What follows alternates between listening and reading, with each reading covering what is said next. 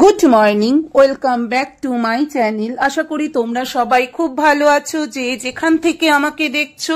আর আমি তো ভীষণ ভালো আছি। ঘুম থেকে উঠে আমার যে কাজ থাকে, আমন্ড খাওয়া, গাছে জল দেওয়া, সব কিছু কমপ্লিট করে এখন সোজা কিচেনে চলে এসেছি চা করতে আর তুতানকে বর্নভিটা দিতে। তুতান এখন বর্নভিটা খেতে বসে গেছে আর আমাদের জন্য চা করছি। চা করতে করতে একটা জিনিস ভেবে ভীষণ অবাক হচ্ছি, চোখের পলক ফেলতে না ফেলতেই একটা বছর কি করে কেটে গেল আমাদের জীবন থেকে। আর কয়েক ঘন্টার অপেক্ষা, তারপরে আবার নতুন বছরে আমরা পা দিতে চলেছি। 2023 আমার জীবন থেকে অনেক কিছু কেড়ে নিয়েছে, আবার আমাকে অনেক কিছু দিয়েছেও। আজ নয় কি হারিয়েছি তার হিসাব নাইবা করলাম, কি পেয়েছি সেটা নিয়ে একটু ভাবা যাক। আমি জানি না 2024 কি আমাকে দেবে, কিন্তু এই আশা রাখছি যে 2024-এ আমি আরও অনেক বেশি কিছু পাবো যেটা 2023-এ পাইনি। 2023 আমার থেকে সত্যি অনেক কিছু নিয়ে নিয়েছে। অনেক আপনজন আমার থেকে দূরে সরে গেছে, তারা আমার পরিবারের মানুষজন। সত্যি এটা ভাবতে আমার প্রচণ্ড খারাপ লাগে, কিন্তু তার সাথে এটা ভাবতেও ভালো লাগে যে তোমাদের মতো একটা বড় পরিবার ইউটিউব থেকে আমি পেয়েছি, যারা প্রত্যেকটা দিন আমাকে তাদের মূল্যবান সময় নষ্ট করে নেট খরচ করে আমাকে দেখে। আমি জীবনে একজন ফেলিওর মানুষ বলে নিজেকে মনে করি। আমার ব্লগে দেখাবার কিছুই নেই, বা আমার মধ্যে সেই সৌন্দর্যবোধটা নেই যেটা ক্যামেরা অন করলে তোমরা দেখে আমাকে সাবস্ক্রাইব করবে। কিন্তু তবুও তোমরা তোমাদের মূল্যবান সময় খরচ করে, নেট খরচ করে আমাকে দেখছো, আমাকে সাবস্ক্রাইব করেছো, এটা আমার কাছে একটা বড় পাওনা। আর 2023 আমাকে তোমাদের মতো এত বড় একটা পরিবার দিয়েছে, আমি এতেই খুশি। তোমরা হয়তো বলবে, তোমার সারিকা, তোমার কতজন সাবস্ক্রাইবার বা কতজনই বা তোমার ভিডিও দেখে? আমি জানি আমার 2-3 জন আমার ভিডিও দেখে, 2-3 জন আমাকে লাইক করে, কিন্তু আমার মধ্যে তো কিছুই নেই। তাও যে তোমাদের মধ্যে এই 2-3 জন আমাকে দেখছো, আমাকে লাইক করছো, তোমাদের মূল্যবান সময় থেকে আমার জন্য একটু সময় বার করছো, সেটাই বা আমার কাছে কম কিসের বলো? আমার কাছে এটা জীবনে বড় পাওনা। আর আমি আশা রাখবো তোমরা যারা প্রথম থেকে আমার সাথে ছিলে, তোমরা 2024-এ কেন এইরকম করে আমি যত দিন ইউটিউবে থাকবো তোমরা আমার চলার পথের সাথী হয়ে আমার সাথে থাকবে। আর আমার ভুল, আমার ঠিক সবটাই আমি তোমাদের সাথে তুলে ধরবো, আর তোমরা সেটা ভালোবেসে গ্রহণ করবে। জানি না 2024 আমাকে আর কি দেবে, তবে যাই দিক না কেন সবটাই আমি শক্ত হাতে কি বলবো তোমাদের হ্যান্ডেল করার চেষ্টা করব। সব ঝড় আমাদের জীবনে না আমাদেরকে তছনছ করে দিতে আসে না, কিছু ঝড় আমাদের জীবনে আসে আমাদেরকে শক্ত করে দিতে। আর সেই ঝড় আমার মনে হয় আমাদের জীবনে আসা খুব দরকার, কারণ তাতে আমরা আরো বেশি পরিণত হই, আমরা নিজেকে আরো জানতে পারি, চিনতে পারি, আর এই সমাজে শক্ত হয়ে দাঁড়িয়ে থাকবার জন্য নিজের মনের জোর পাই। এই পৃথিবীতে যত পুরনো হচ্ছি তত বুঝতে পারছি মনের জোরটাই কিন্তু আসল। আর একটা জিনিস আমি খুব ভালো বুঝেছি, 2023-এ যদি কোনো কিছু হারাই না, তার বিনিময়ে আমরা কিন্তু ডবল কিছু পাই। হয়তো সবসময় আমরা সেটা বুঝতে পারি না, কিন্তু সত্যি আমরা অনেক কিছু পাই। যাই হোক, অনেক জ্ঞান দিয়ে ফেললাম তোমাদের। যদি কিছু ভুল করে থাকি বা ভুল বলে থাকি, তোমাদের পরিবারের একজন সদস্য মনে করে আমাকে তোমরা ক্ষমা করে দিও। পার্থ এখন ব্রেকফাস্ট করতে বসেছে, ও ব্রেকফাস্ট করতে করতে অফিসের ফোন অ্যাটেন্ড করছে। আর আমি এখনো রান্না করতে সোজা কিচেনে চলে এসেছি। আজকে রান্না করব চিকেন আর ভাত। তার জন্য প্রথমে ফ্রিজ থেকে চিকেন বার করে চিকেনের বরফ কাটাবার জন্য জল দিয়ে রেখেছিলাম, বরফ কাটা হয়ে গেছে। এবার চিকেন রান্না করব, তাই চিকেনের মশলা করে নিলাম। এই মশলার মধ্যে রয়েছে আদা, রসুন, টমেটো আর কাঁচা লঙ্কা। মশলা করা হয়ে গেছে। এবার একে একে ড্রাই স্পাইসেস দিয়ে দেব। যেমন নুন দিচ্ছি, প্রথমে পরিমাণ মতো নুন দিয়ে দিয়েছি। এবার দিচ্ছি টক দই, এখানে 4 চামচ টক দই আমি ব্যবহার করেছি। 4 চামচ টক দই দিচ্ছি। এবার মিক্সিতে পেস্ট করা মশলা দেওয়া হয়ে গেছে। এবার এর মধ্যে দিলাম 1 চামচি হলুদ গুঁড়ো, 1 চামচি ধনে গুঁড়ো, হাফ চামচি জিরে গুঁড়ো আর পেঁয়াজ কুচি দিয়ে এবার একটু বেশ ভালো করে চিকেনটা ম্যারিনেট করে নিচ্ছি।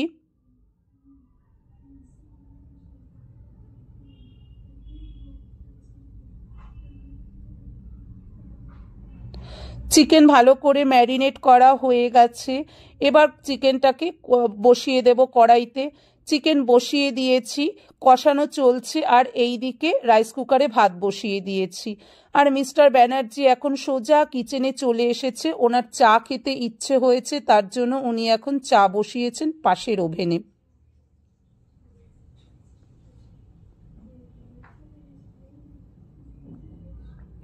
ও এখন খুব মনোযোগ সহকারে চা করছে আর আমাকে বলছে ক্যামেরাটা নিয়ে একটু সামনাসামনি এসো, সবাই দেখবে যে আমি চা করে খাওয়াচ্ছি আমার বউকে। ও কিন্তু বেশ ভালোই চা করে, যদিও ওর চা ঠিক দুধ চাও হয় না, লিকার চাও হয় না, তার মাঝামাঝি চা করে। কিন্তু যেরকমই করুক না কেন আমার তো বেশ ভালো লাগে ওর হাতের চা খেতে।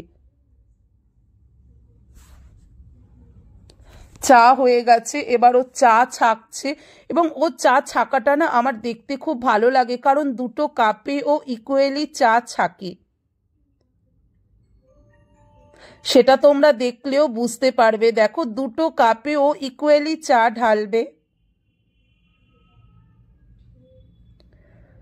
আমরা যেহেতু গুঁড়ো দুধের চা খাই, তার জন্য কাপে গুঁড়ো দুধ দিয়েছিল বলে এখন একটু ভালো করে নাড়িয়ে দিচ্ছে, তা না হলে লাম্প হয়ে যায় আর চা খেতে ভালো লাগে না।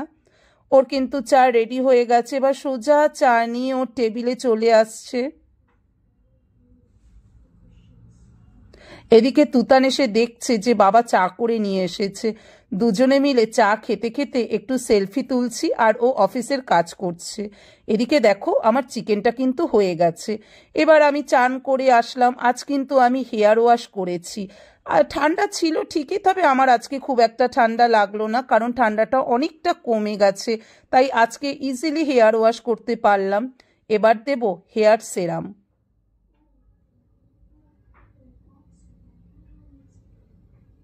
হেয়ার সেরাম অ্যাপ্লাই করবার পর আমি মাথা আঁচড়ে নেব, তারপর ডে ক্রিম ইউজ করব।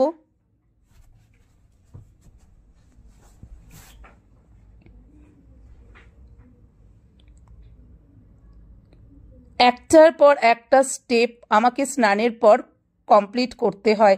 যেমন এখন ডে ক্রিম ইউজ করব।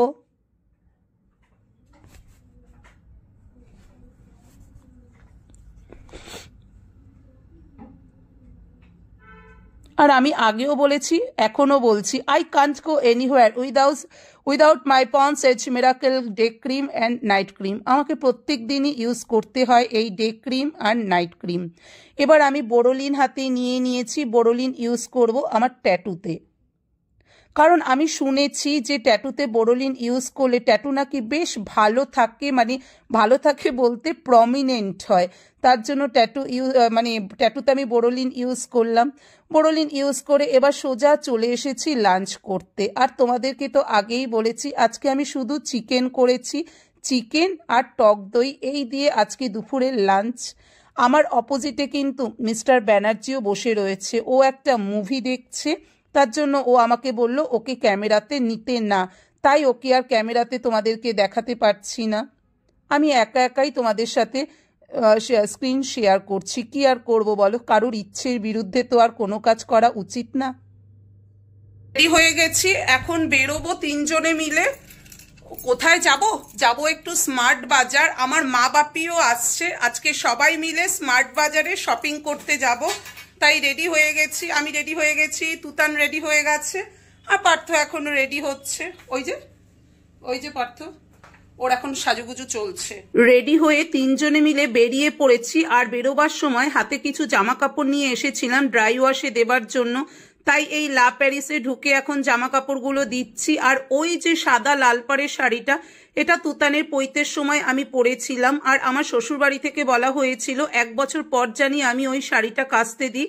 তাই আজকে 1 বছর কেন, 1.5 বছরও কেটে গেল, আজকে এলাম শাড়িটা হাতে নিয়ে দোকানে কাচতে দেবার জন্য।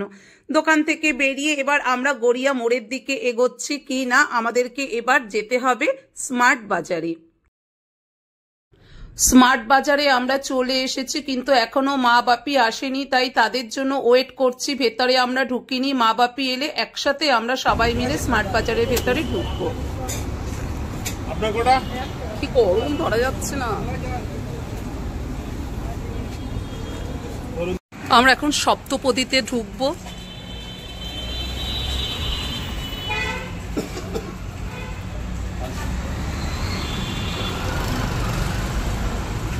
চলো চলো। মা যাচ্ছে, হাঁটতে পারে না, মামার পায়ে ব্যথা খুব। এই যে বাপি।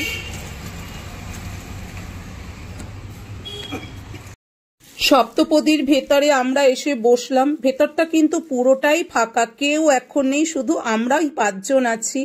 যাই হোক, জামাই এখন মেনু কার্ডের দিকে চোখ, আর শ্বশুর শাশুড়ি জামাইয়ের সাথে আর নাতির সাথে কথা বলছে, আর তাদের মেয়ে ঘুরে ঘুরে ভিডিও করছে। দেখো, সুচিত্রা সেনের বিভিন্ন মোমেন্টের ফটো কিন্তু এখানে ওরা ডিসপ্লে করেছে। সত্যি দেখতে কিন্তু বেশ ভালো লাগছে, আর ভেতরের অ্যাম্বিয়েন্সটা কিন্তু সত্যি খুব সুন্দর। যাই হোক, এবার তুতানো হাতে মেনু কার্ড নিয়েছে, আর এখন তারা 4 জন মিলে কথা বলছে, আর আমি কন্টিনিউয়াসলি এদিক ওদিক ক্যামেরা ঘুরিয়ে শুট করে যাচ্ছি। ফিশ ফ্রাই চলে এসেছে, ডায়মন্ড কাট কলকাতা ভেটকি ফিশ ফ্রাই। আর এদের ফিশ ফ্রাইটা না খেতে কিন্তু বেশ টেস্টি। আগেও আমরা খেয়েছিলাম, সত্যি এদের ফিশ ফ্রাই কিন্তু খুব ভালো খেতে।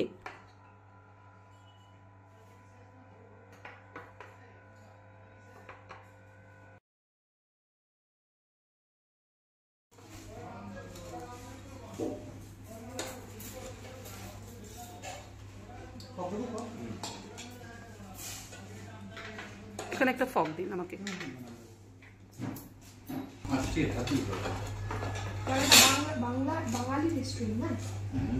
একদম ঠিকই বলেছ মা। বাপিকে হলো হাত দিয়ে খেতে, চামচিতে খেতে পারবে না।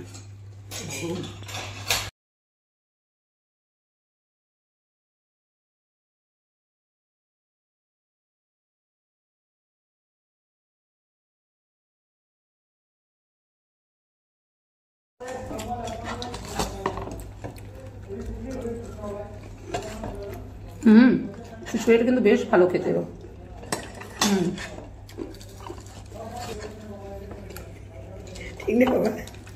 ডায়মন্ড কাট ফিশ ফ্রাই সত্যি বেশ ভালো খেতে কিন্তু। আজ খেতে পাচ্ছি না, তাই ছেড়ে দাও।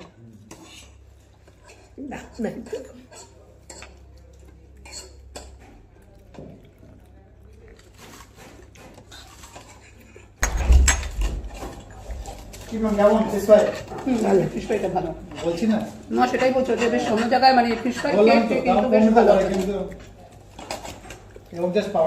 আসলে কি বলতো, এরা তো বয়স্ক মানুষ, আমি জানি তো, সেটা হাসছি তো আমি, এখন এইটা বুঝতে পারে না। আমাদেরও আসবে একদম, একদিন আমাদেরও সময় আসবে। আমরা এখন হাসছি, পরে অন্য আমাদের জন্য হাসবে।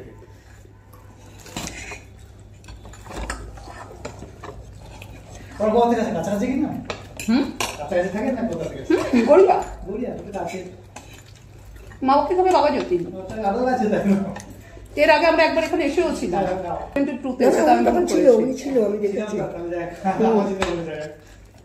আমি এখানে প্রথম থেকে আসি। আচ্ছা আচ্ছা, মালিক কোথায় থাকে?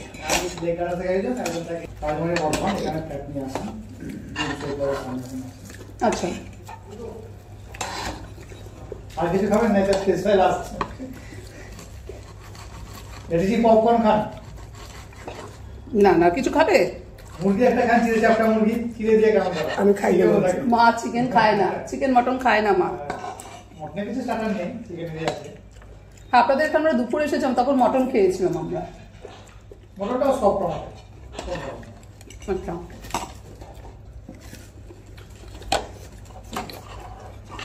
ভেতরে পুরো ফিশ দেওয়া, ফিশ দিয়ে স্টাফিং।